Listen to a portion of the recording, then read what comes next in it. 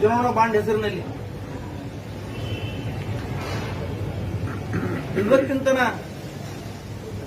March 15ನೇ ತಾರೀಕಿನ ಇವತ್ತಿನ ಪ್ರಧಾನಮಂತ್ರಿಯವರು ಮೋದಿಯವರು ಸುಮಾರು 100 ರ್ಯಾಲಿಗಳನ್ನು ಮಾಡಿದ್ದಾರೆ. ರಾಷ್ಟ್ರ ತುಂಬ ಓಡಾಡಿ ಒಂದು ಕಡೆನೂ ಚುನಾವಣೆ ಬಾಂಡ್ ಬಗ್ಗೆ ಪ್ರಸ್ತಾಪ ಮಾಡಲ್ಲ. ಅವರು ಹಗರಣದ ಬಗ್ಗೆ ಹೇಳುವುದಿಲ್ಲ. ಹಗರಣ ನಡೆದಿದಂತೆ ಹೇಳಿ ಇಲ್ಲಂತ ಹೇಳಿ ನೀವು ಅದನ್ನು ಬಾಯಿನೇ ಬಿಚ್ಚುವುದಿಲ್ಲ. ಅದರ ಬಗ್ಗೆ ಸುಳ್ಳು ಹೇಳ್ತಾ ಓಡಾಡ್ತಾ ಇದ್ದೀರಿ. ಜಾತಿಯಲ್ಲಿ ಕಲಹ ಎಬ್ಬಿಸ್ತಾ ಇದ್ದೀರಿ.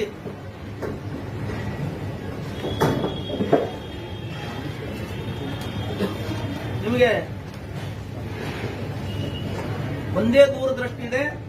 ಈ ದೇಶದ ಸಂವಿಧಾನವನ್ನು ಬದಲಾವಣೆ ಮಾಡುವುದು, ಸಾಂವಿಧಾನಿಕ ಸಂಸ್ಥೆಗಳನ್ನು ದುರ್ಬಲಗೊಳಿಸುವುದು. ಇವತ್ತು ಚುನಾವಣಾ ಆಯೋಗ ಇರ್ಬೋದು, ರಾಷ್ಟ್ರಪತಿ ಭವನ ಇರ್ಬೋದು, ಲೋಕಸಭೆ ಇರ್ಬೋದು, ಇಡಿ, ಐಟಿ ಇಂಥ ಸಂಸ್ಥೆಗಳಿರ್ಬೋದು, ಸಿಬಿಐ ಇರ್ಬೋದು, ಇಂಥ ಎಲ್ಲ ಸಾಂವಿಧಾನಿಕ ಹುದ್ದೆಗಳನ್ನು ನೀವು ದುರ್ಬಲಗೊಳಿಸಿ ಅವು ನಿಮ್ಮ ಕಪಿಮುಷ್ಟಿಯಲ್ಲಿ ಇಟ್ಟುಕೊಂಡಿದ್ದೀರಿ. ಪ್ರಜಾಸತ್ತೆ ಇವತ್ತು ದೇಶದ ಪ್ರಜಾಸತ್ತೆ ಬುಡಮೇಲಾಗ್ತಾ ಇದೆ.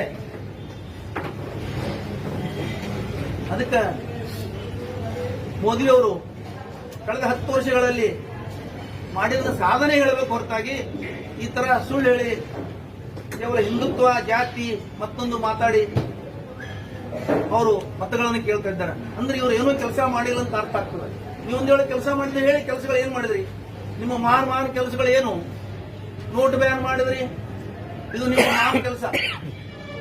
ಕೊರೋನಾ ಪೀರಿಯಡ್ದಲ್ಲಿ 2,000, 3,000 ಕಿಲೋಮೀಟರ್ ಪಾಪ ಬಡ ಮಕ್ಕಳು, ಬಡ ಹೆಣ್ಣು ಮಕ್ಕಳು ಕಾಲ್ನಡಿಗೆಯಲ್ಲಿ ಹೋದ್ರು ಕೂಸುಗಳನ್ನ, ತಮ್ಮ ಲಗೇಜ್ಗಳನ್ನು ಹೊತ್ಕೊಂಡು ಅವ್ರಿಗೆ ನೀವು ಸಹಾಯ ಮಾಡಲಿಲ್ಲ.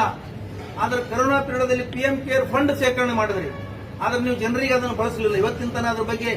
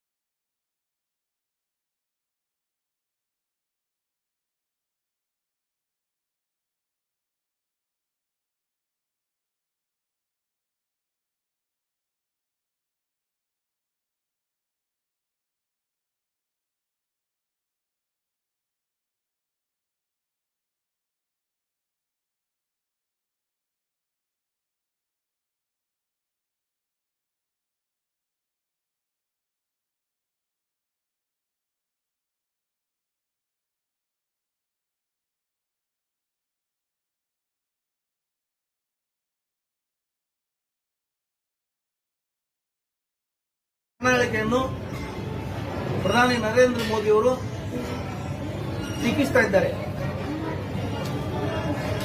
ಏನಂದ್ರ ಆ ಪ್ರಣಾಳಿಕೆ ಮುಸ್ಲಿಂ ಲೀಗ್ ಪ್ರಣಾಳಿಕೆ ಇದೆ ಅಂತ ಹೇಳ್ತಾ ಇದ್ದಾರೆ. ನರೇಂದ್ರ ಮೋದಿ ಅವರು ಆ ತರ ಹೇಳಬೇಕಾದ್ರೆ ಆ ಪ್ರಣಾಳಿಕೆಯಲ್ಲಿ ಎಲ್ಲಾದರೂ ಒಂದ್ ಕಡೆ ಇದಕ್ಕೆ ಸಂಬಂಧಪಟ್ಟಂತ ಒಂದು ಅಕ್ಷರ, ಒಂದು ಶಬ್ದ ಏನಾದರೂ ಇದೆ ಅಂತ ನೀವು ಪರಿಶೀಲಿಸಬಹುದು. ಸುಳ್ಳು ಹೇಳಕ್ಕೊಂದು ಮಿತಿ ಇರ್ತದೆ. ಒಬ್ಬ ಮನುಷ್ಯ ಸುಳ್ಳು ಹೇಳಕ್, ಅದು ಈ ದೇಶದ ಗೌರವಾನ್ವಿತ ಒಂದು ಗೌರವಾನ್ವಿತ ಹುದ್ದೆನಲ್ಲಿ ಇದ್ಕೊಂಡು ಇಂಥ ಸುಳ್ಳು ಹೇಳುವುದಂದ್ರೆ ಅವರಿಗೆ ಅಗೌರವ, ಇದು ಗೌರವ ಅಲ್ಲ.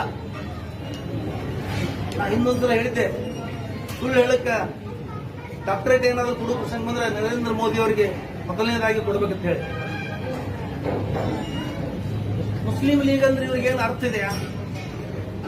ಒಂದು ಮುಸ್ಲಿಂ ಲೀಗ್ ಅಂತ ಒಂದು ಸಂಸ್ಥೆ ಸ್ವಾತಂತ್ರ್ಯ ಚಳವಳಿಯಲ್ಲಿ ಭಾಗವಹಿಸಿದೆ. ಮುಸ್ಲಿಮರು ಈ ದೇಶದ ಸ್ವಾತಂತ್ರ್ಯ ಚಳವಳಿಯಲ್ಲಿ ಭಾಗವಹಿಸಿದ್ದಾರೆ. ಸುಮಾರು 5 ಲಕ್ಷ ಮುಸ್ಲಿಮರು ತಮ್ಮ ಪ್ರಾಣ ತ್ಯಾಗ ಮಾಡಿದ್ದಾರೆ. ಆ ನಂತರ ದೇಶ ವಿಭಜನೆ ಆಗಲಿಕ್ಕೆ ಮುಸ್ಲಿಂ ಲೀಗ್ ಕಾರಣ ಅಂತ ಇವತ್ತು ಹೇಳ್ತಾ ಇದ್ದಾರೆ ಬಿಜೆಪಿಯವರು.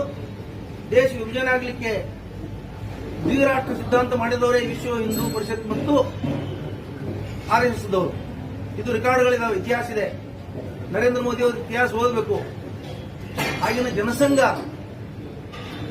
ಅದಕ್ಕೆ ನೇತೃತ್ವ ವಹಿಸಿದಂತ ಶ್ಯಾಮ್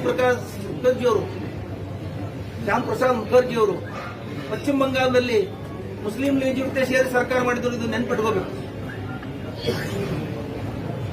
ಸಿಂಧ್ ಪ್ರಾಂತದಲ್ಲಿ ಸಹಿತ ಮುಸ್ಲಿಂ ಲೀಗ್ ಜೊತೆ ಸೇರಿ ಬಿಜೆಪಿಯವರು ಆಗಿನ ಜನಸಂಘದವರು ಸರ್ಕಾರ ಮಾಡಿದ್ರು. ಇತ್ತೀಚೆಗೆ ನರೇಂದ್ರ ಮೋದಿ ಅವರು ಪ್ರಧಾನಿ ಆದ ಮೇಲೆ ಕಾಶ್ಮೀರದ ಇವರೇನು ಪ್ರತ್ಯೇಕವಾದಿ ಸಂಘಟನೆ ಅಂತ ಹೇಳ್ತಾ ಇದ್ದಾರೆ, ಪ್ರತ್ಯೇಕವಾದಿ ಪಕ್ಷ ಅಂತ ಹೇಳ್ತಾ ಇದ್ದಾರೆ, ಅವ್ರ ಜೊತೆ ಸೇರಿ ಪಿಡಿಪಿ ಜೊತೆ ಸೇರಿ ಮಹಬೂಬಾ ಮುಫ್ತಿ ಜೊತೆ ಸೇರಿ ಸರ್ಕಾರ ಮಾಡಿದ್ದು ನಾವೆಲ್ಲರೂ ನೋಡಿದೀವಿ, ನೀವೆಲ್ಲರೂ ನೋಡಿದಿರಿ. ಇದನ್ನೆಲ್ಲ ಒಳಗಿಟ್ಕೊಂಡು ಇಂಥ ಹಸಿ ಸುಳ್ಳು ಹೇಳಲಿಕ್ಕೆ ಪ್ರಧಾನಿ ಮೋದಿಯವರು ಬಹಳ ನಿಪುಣರಿದ್ದಾರೆ. ಅವರು ಇವತ್ತು ಹತಾಶ ಆಗಿದ್ದಾರೆ, ಅವ್ರ ಸೋಲು ಗ್ಯಾರಂಟಿ ಆಗಿದೆ. ಅದಕ್ಕೆ ಅವರು ಈ ತರ ಸುಳ್ಳು ಸುಳ್ಳು ಹೇಳ್ಕೊಂಡು ತಿರುಗಾಡ್ತಾ ಇದ್ದಾರೆ. ಈ ಗೋಡ್ಸೆ ಸಂತತಿಯವರಿಗೆ ಸುಳ್ಳು ಬಿಟ್ಟರೆ ಹೇಳಲಿಕ್ಕೆ ಏನೂ ಇಲ್ಲ. ನರೇಂದ್ರ ಮೋದಿ ಅವರು ಏನ್ ಹೇಳ್ತಾರೆ, ಆಗಿನ ಕಾಂಗ್ರೆಸ್ನಲ್ಲಿ ಮಹಾನ್ ನಾಯಕರಿದ್ದರು, ಇದನ್ನು ಒಪ್ಪಿಕೊಂಡ್ರಲ್ಲ ನರೇಂದ್ರ ಮೋದಿ ಅವರು, ಬಹಳ ಸಂತೋಷ. ಮಹಾನ್ ನಾಯಕರಿದ್ರು ಅಂತ ಏನ್ ಹೇಳಿದ್ರಲ್ಲ, ಇದಕ್ಕೆ ಬಹಳ ಸಂತೋಷ ಆಗ್ತದೆ.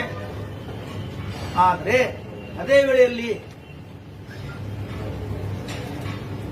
ಸಂಘ ಪರಿವಾರದ ಸಿದ್ಧಾಂತ ಹೊಂದಿದ ಈಗಿನ ಬಿಜೆಪಿಯವರು ಗೋಡ್ಸೆ ಪೂಜೆ ಮಾಡೋರಿದ್ದಾರೆ, ಇವರು ಗೋಡ್ಸೆ ಗುಣಗಾನ ಮಾಡೋರಿದ್ದಾರೆ.